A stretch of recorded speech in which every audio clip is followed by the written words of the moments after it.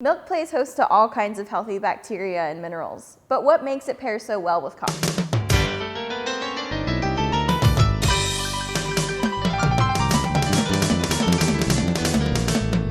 Milk contains some of the most unique proteins of any food product on the market.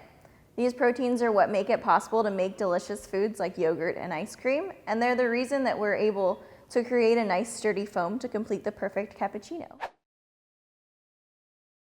The three most important parts of milk are fat globules, whey proteins, and casein micelles, the latter being the most important and the most abundant, coming in at about 80% of the protein content of milk.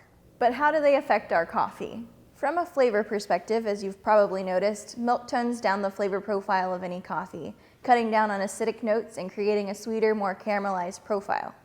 The caramelization flavors become more noticeable as milk gets hotter, and of course, you'll notice a heavier body with a creamy or buttery flavor. Protein and fat content are going to dictate how much your coffee flavor is affected by your milk.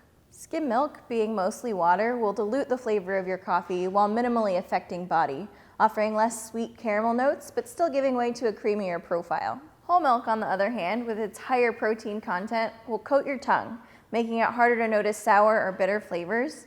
Natural sugars will become more noticeable, and body becomes thick and buttery. As you've probably guessed, protein and fat content will also affect the way that your milk steams. If you remember our video on crema, what happens in the context of milk is very similar, in that one of these compounds acts as a stabilizer and one a destabilizer. Proteins stabilize your milk bubbles by binding themselves to the outside of the bubbles as you froth. Higher protein content will not necessarily always give you more foam. That will depend on you, the barista. But as I found in my own experimentation, higher protein content will give you a longer lasting foam, with bubbles breaking down less over time.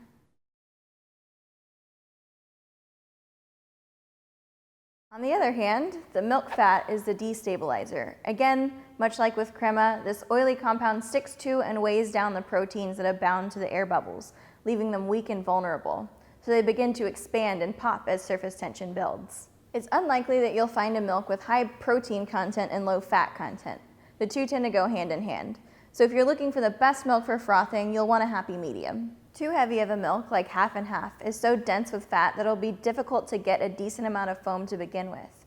While too light of a milk, like skim, will have so little protein that your bubbles will be weak from the start and won't last long. Whole milk is what is most commonly used in specialty cafes because of its nice balance of fat and protein. The result, to a seasoned barista, is a silky microfoam, which is perfect for pouring latte art, and the foam won't deteriorate too quickly so that a guest can enjoy its smooth texture. Whole milk also offers a smooth, rich body and a great caramelized note to steam drinks.